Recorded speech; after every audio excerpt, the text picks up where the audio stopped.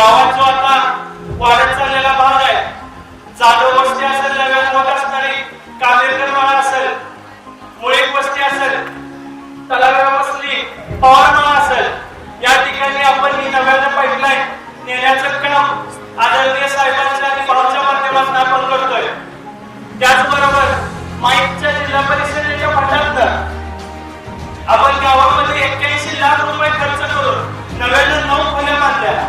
त्याचा सुद्धा आज आपण साहेबांच्या हस्ते शुभारंभ केला.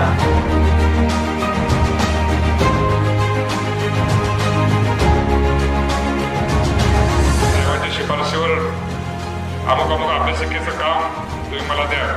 अण्णाने एकही शब्दाचा विलंब न लावता त्यांनी सांगितले की त्याला तुम्ही 15 लाख रुपयाचं अभ्यासिका चांगली बांधा, जेणेकरून स्पर्धा परीक्षेचे अभ्यास करणारी मुलं त्यांना एक चांगलं अभ्यासाचं वातावरण आणि अभ्यासाची पुस्तकं तिथे मिळावीत.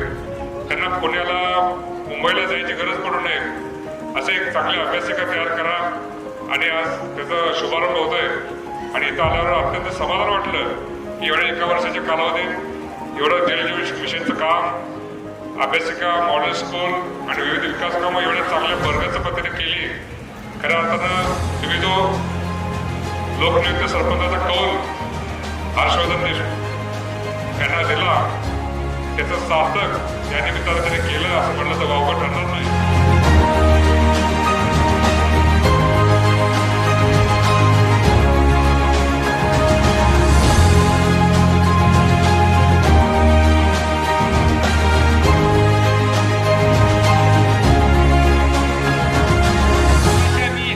शाळेचं उद्घाटन केलं, ते शाळा जाऊन तुम्ही बघा.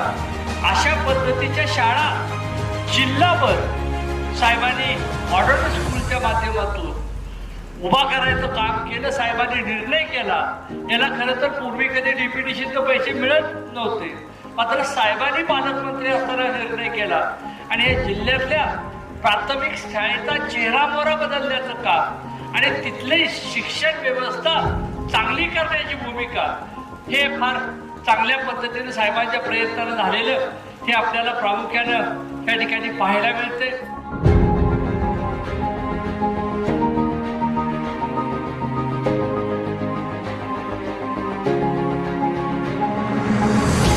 या गावातल्या वेगवेगळ्या विकास कामांचा आज या ठिकाणी उद्घाटन झालं, भूमिपूजन झालं आणि गावाची शोभा हळूहळू वाढते. गावाचा विकास वेगानं व्हायला लागलाय आणि त्या सर्व विकासासाठी कारणी असणारी सर्व महत्वाची उपक्रम आज या ठिकाणी सुरू झाले. आपल्या देवळाच्या माग वरच्या पहिल्या मजल्यावर लायब्ररी सुरू झाली. लायब्ररीत 5-7 हजार पुस्तकं आहेत आणि खाली मातीच्या कुस्त्या खेळण्यासाठी तालमीची व्यवस्था पुन्हा नव्यानं सुरू झाली. दुसरं महत्वाचं काम गावात झालं ते म्हणजे शाळा अतिशय उत्तमपणानं उभी केली. हर्षवर्धन पाटलांचं आणि ग्रामपंचायतीचं गावातल्या ज्यांनी त्या शाळेची सुधारणा करण्यासाठी लक्ष घातलं असेल त्या सगळ्यांचं मी अभिनंदन करतो.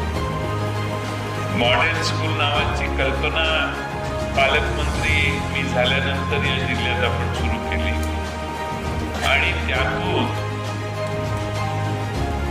जिल्ह्यातल्या जवळपास 500 पेक्षा जास्त शाळा आतापर्यंत सुधारल्या.